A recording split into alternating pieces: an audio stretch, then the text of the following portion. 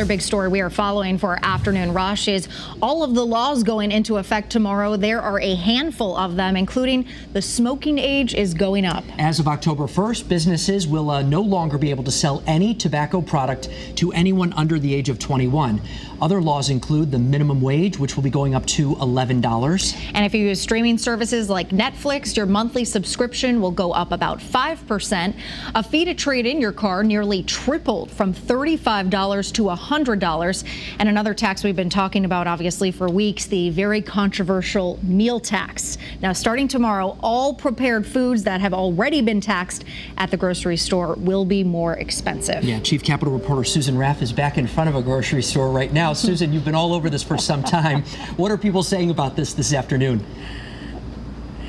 Well, Mark, I think anyone who's been following this debate knows how controversial this tax was, and it was very confusing the way that it was rolled out. In fact, there were mistakes with it, or the fact was the tax department may have misinterpreted what was supposed to be taxed.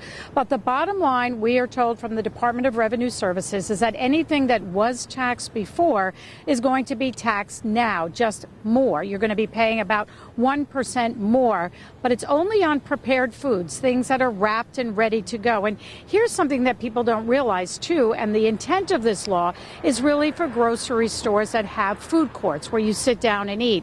And the intent was to treat restaurants and grocery stores that have food courts the same. So anything that was taxed before, you're going to pay a little bit more. But as you can imagine, we've talked to many shoppers, and no one seems to be too happy about that.